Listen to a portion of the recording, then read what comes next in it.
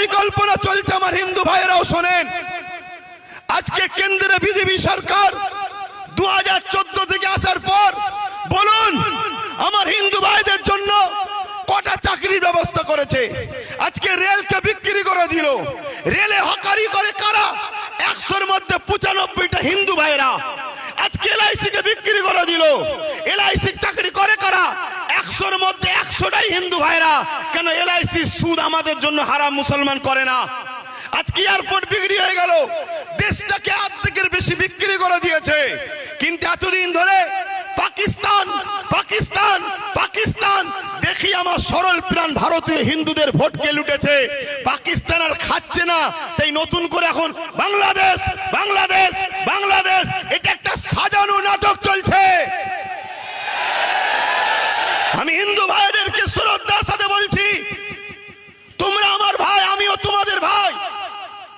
এদেশ তোমাদের যতটা, এদেশ শিখ পাঞ্জাবি সবার যতটা, তোমার এই ভাইয়ের এদেশে অধিকারও ততটা।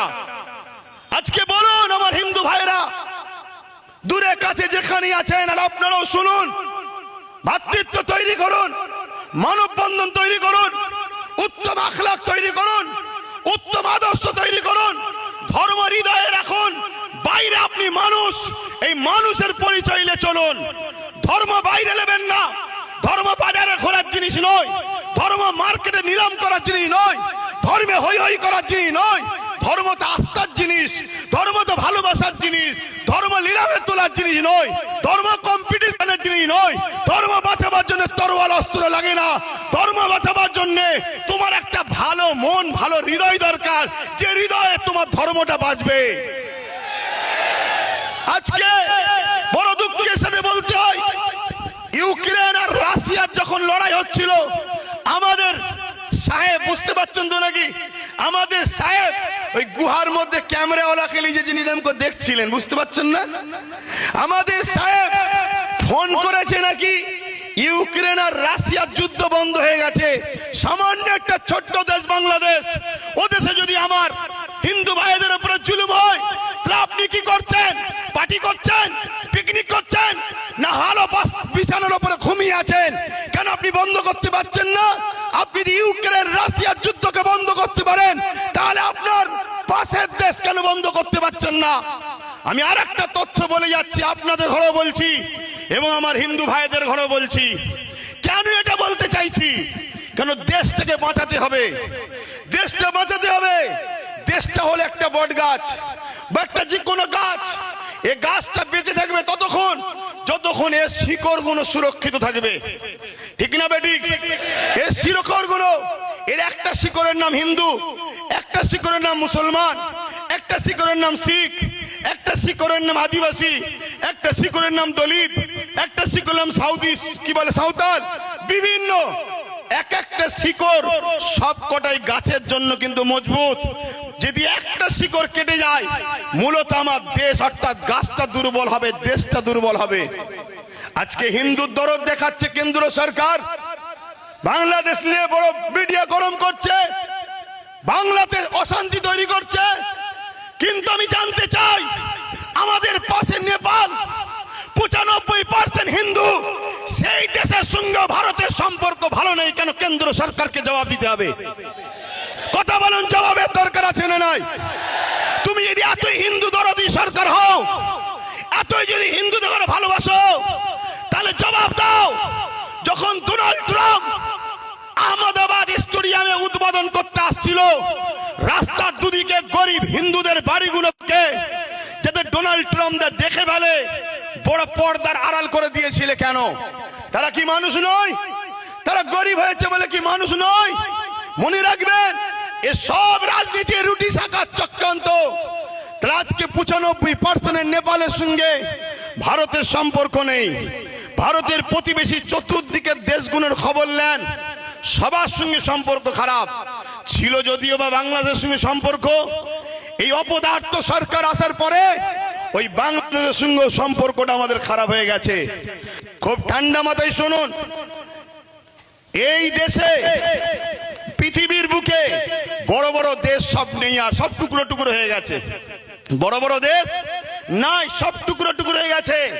বড় দেশের মধ্যে আমার দেশ, আমার মাতৃভূমি, আমার হিন্দুস্তান একটা বড় দেশ আছে, আর একটা হলো চীন বড় দেশ আছে। নিশ্চয়ই আপনারা জানেন চীন আমার ভারতবর্ষের একটা বড় অংশকে দখল করে নিয়েছে, বড় একটা জায়গাকে দখল করে নিয়েছে। সেই জায়গাতে তার প্রতিবাদ না করে আজকে মধ্যে মানুষে মানুষে বিভাজন তৈরি করতে চাইছে।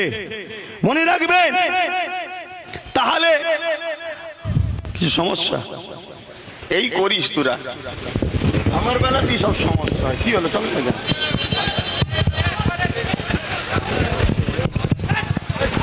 আস্তে আস্তে আস্তে আস্তে ধৈর্য ধরতে হবে। ডিসিপ্লিন সব থেকে বড় জিনিস। এ লড়াই আজকে শেষ নাকি? নিশ্চয়ই আওয়াজ দিয়েছি, শুনেছেন তো নাকি? হ্যাঁ, আমি এখান থেকে প্রকাশ্য বলে যাচ্ছি, এতে আমার হিন্দু ভাইয়েরা ভুল বুঝলে কিছু করার নেই। বাবরি মসজিদ ছিল, আছে, থাকবে। বাবরি মসজিদকে নতুন করে আমরা তৈরি করব, বলুন ইনশাল্লাহ, বলুন ইনশাল্লাহ। তবে বাবরি মসজিদ তৈরি করতে গিয়ে রাম মন্দির ভাঙতে লাগবে নাকি? না। কেন লাগবে না? যেখানে বাবরি মসজিদ ছিল ওখানে ফাঁকা আছে, ওখানে রাম মন্দির করেনি। এ তো বোকা বানিয়েছে আমার হিন্দু ভাই। দেখারে শ্রদ্ধার সাথে বলছি, ভাই দুশ্মনের নজরে আমায় দেখুনি কেন? আমি ফ্রিডম ফাইটার পীর আবু বকর সিদ্দিকীর চতুর্থ প্রজন্ম, যিনি গান্ধী বাবুর সাথে, কি বলে, আশফাকুল্লাহ খানের সাথে, নেতাজির সাথে, ঈশ্বরচন্দ্র বিদ্যাসাগর, রবীন্দ্রনাথ টেগরের সাথে এক পিরিয়ডে বসে ব্রিটিশ তাড়াবার জন্য যারা লড়াই করেছিল, সেই পরিবারের সন্তান আমি। মনে রাখবেন আমি কি কথা বলছিলাম? এই যে বিচকায় ডিস্টার্ব হয়ে গেলে, হ্যাঁ কি কথা বলছিলাম? হ্যাঁ, চীন চাইছে ভারতকে টুকরো টুকরো করার। এদিকে পাকিস্তানও আছে, এও চাইছে ভারতকে, বলুন, টুকরো টুকরো করার। আর সেই টুকরো টুকরো করার ফাঁদে বা ইচ্ছা করে আমার কেন্দ্র সরকার কিন্তু সেই রাস্তায় নিয়ে যাচ্ছে দেশকে। আমাদের মধ্যে ঐক্যতা তৈরি করে, আমাদের মধ্যে ভ্রাতৃত্ব না তৈরি করে, আমাদের মধ্যে মিল বন্ধন না তৈরি করে, শুধু একটাই আওয়াজ তুলছে, যেটা আমার বাইজিদ আমিন ভাই বলছিল, পুরো দেশ জুড়ে হিন্দু খাতরে মে হ্যায়। আগামী 30-এ, আগামী 40-এ মুসলমান এই হয়ে যাবে, মুসলমান ওই হয়ে যাবে, হিন্দু থাকতে পারবে না, এ থাকতে পারবে না। শুধু বলছে হিন্দু খাতরে মে হ্যায়। শুনুন আমার হিন্দু ভাইরা, দেশের প্রধানমন্ত্রী হিন্দু, স্বরাষ্ট্রমন্ত্রী হিন্দু, রাষ্ট্রপতি হিন্দু, প্রত্যেকটা রাজ্যের CM Hindu, DM Hindu, BDO Hindu, জজ কোর্টের মেন যারা বিচারপতি তারাও হিন্দু, সেনাপ্রধান হিন্দু, সব জায়গায় হিন্দু থাকার পরেও যদি হিন্দু খাতরেমি হয়, হিন্দু ভাইদের আন্দোলন করা দরকার। তোদের মতো হিন্দুকে রেখে লাভ নাই। দেশের প্রধানমন্ত্রী গুলো মুসলমানকে করবো আমরা। সব জায়গায় তোরা, সব জায়গায় তোরা, তারপরেও বলছি আমরা খাতরাই। তোদের মতো হিন্দু প্রধানমন্ত্রী দরকার নেই, তোদের মতো হিন্দু স্বরাষ্ট্রমন্ত্রী দরকার নেই। আমরা দরকার এপিজে আব্দুল কালামের মতো মুসলমানকে প্রধানমন্ত্রী তৈরি করব, মৌলানা আব্দুল কালামের মতো প্রত্যেকটা রাজ্যে সিএম বানাবো। এটা আমার হিন্দু ভাইদের, মুসলিম ভাইদের, সবাই আমার দেশকে বাঁচাবার জন্য আওয়াজ তোলা দরকার আছে না নাই? শুধুমাত্র একটা ড্রামা, শুধু একটা নাটক, একটা তো কিছু খোরাক দরকার। 26-এ ভোট আসছে, খোরাক তো দরকার।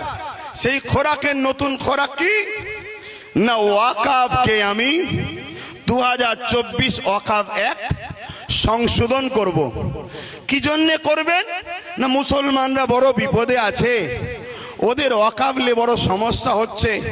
আপনি ঠিক বলেছেন, এই পর্যন্ত শুনছেন তো, এ পর্যন্ত আপনি ঠিক বলেছেন, কিন্তু আপনার ঠিক কথার মধ্যে নিয়তটা কিন্তু ভালো নাই।